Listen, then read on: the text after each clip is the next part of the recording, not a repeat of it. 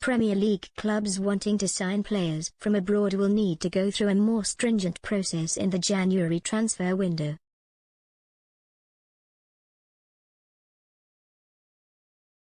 January will mark the first winter transfer window in which tightened rules on overseas signings will apply.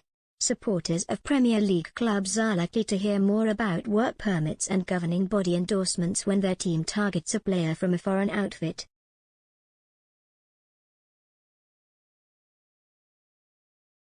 Manchester United fans have already experienced stricter regulations. Interim boss Ralph Rangnick, who would have been automatically granted a work permit as an EU national before the end of the Brexit transition period on January 1, 2021, had to wait for his application to be processed.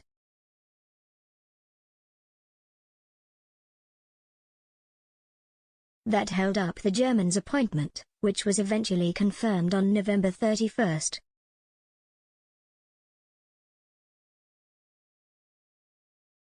Work permits have been made topical due to other arrivals from abroad in the last year. In the summer, Lucien Favre came close to landing the vacant Crystal Palace manager's job following Roy Hodgson's departure.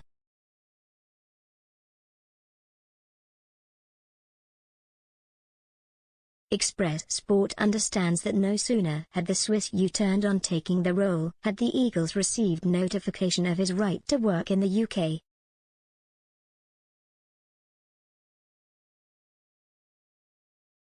In January, every player signing for an English team from an overseas club, providing they do not own a UK passport, will need to receive a GBE.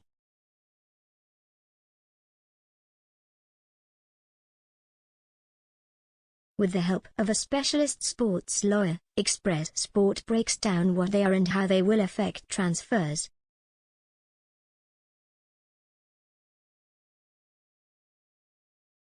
What is a governing body endorsement?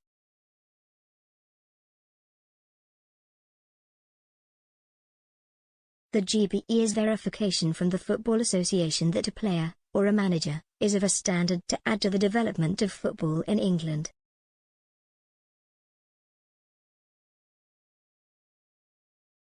A points-based system in which players must score 15 points to earn a permit considers the country and league from which a potential signing is arriving, their minutes played, and the ranking of their national team.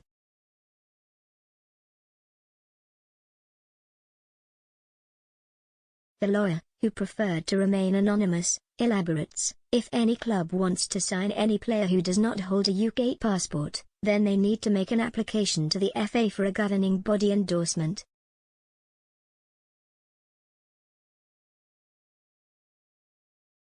The governing body endorsement is a prerequisite to the club issuing what is known as a certificate of sponsorship. They need the GBE first, then a certificate of sponsorship.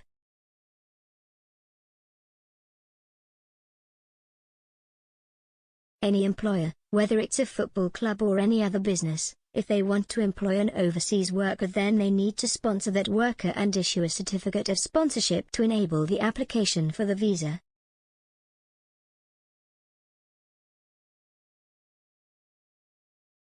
What changes were made to the governing body endorsement on January 1, 2021?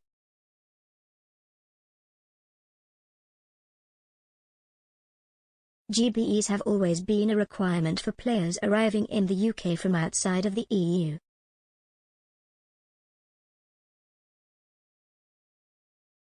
The salient difference is that pre-Brexit, players arriving from the EU did not need a GBE.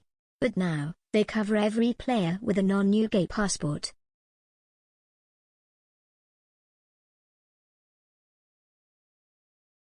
The rules now cover any overseas player because we are now no longer members of the EU. If you're a French player, then you need a visa. Pre-Brexit, you didn't, the lawyer explains.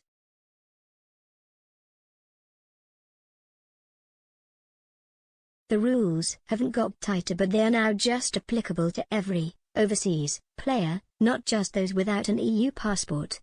It doesn't matter whether you're French, American or Canadian, you need a visa to work in the UK.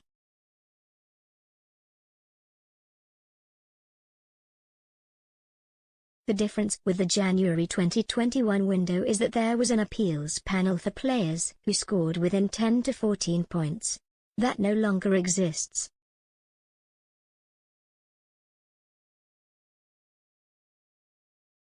What is the process of applying for a governing body endorsement?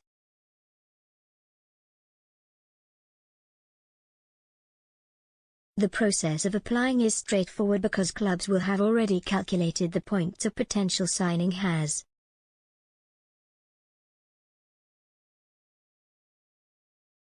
Clubs identify a player they want to sign and then send the GBE forms to the FA for approval.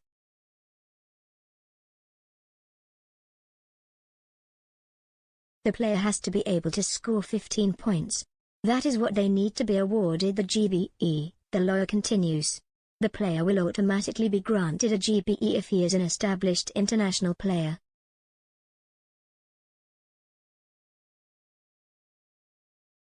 That is no different from what the rules were previously. If you're playing regularly for a national team then, depending on the ranking of the national team, let's say if the team was ranked on average in the top 50 over the last 2 years, there's no problem.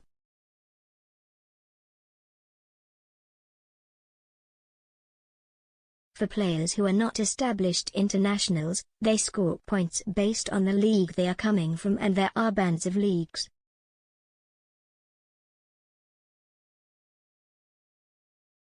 You go from Band 1, which is the top leagues, and then down to Band 6. In Band 1 you have the Bundesliga, La Liga and the rest of the top European leagues. You score more points for coming from a league in Band 1.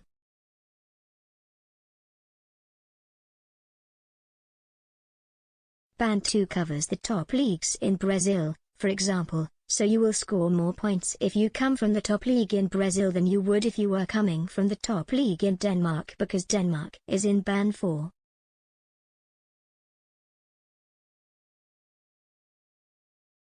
So, when you think about it, it is now harder for a player to come from Denmark than possibly from Brazil.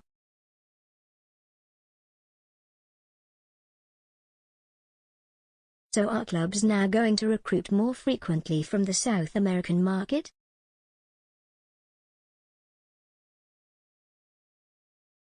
The lawyer concludes, it's turned itself on its head because the South American markets are now easier to recruit players from than they were previously because players do not have to be an established international.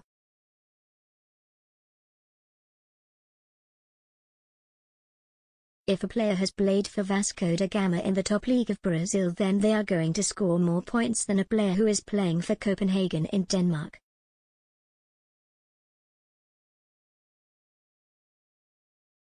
Will it be harder for a club in the Football League to sign an overseas-based player?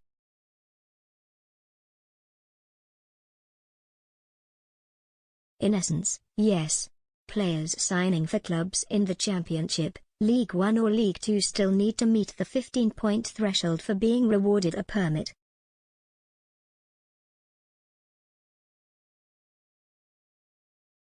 If you're playing in League 2 in France, before Brexit you could be signed by Port Vale in League 2 of England. You wouldn't need a visa, but now you do.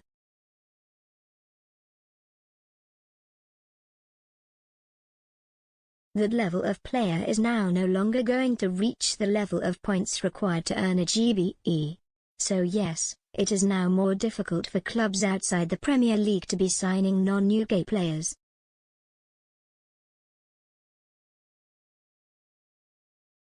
That could prompt EFL clubs to change their recruitment models.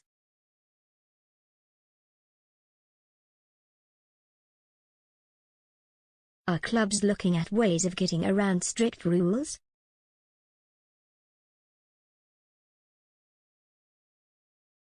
A slight tweak to the FA's rules on foreign signings in that clubs can no longer sign European players until they turn 18.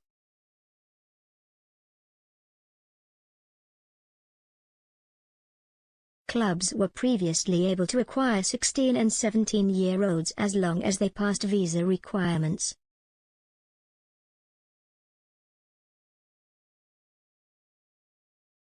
The lawyer points to clubs forming feeder relationships with European clubs to ensure that young players from abroad can be signed easier.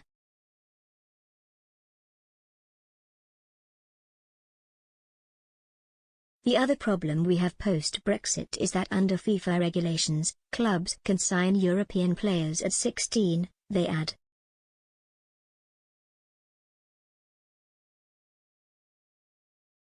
They, UK-based clubs, can no longer do that because the FA regulations say that, unless it is an EU player, you have to wait until the player reaches 18.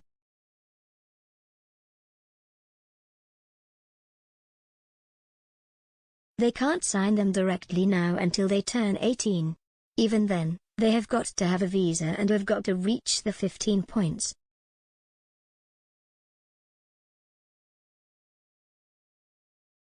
This is one of the main reasons that clubs like Leicester City, Brighton, Manchester City and others are acquiring clubs in Europe. The company that owns Leicester are majority owners of another club in Belgium called Leuven.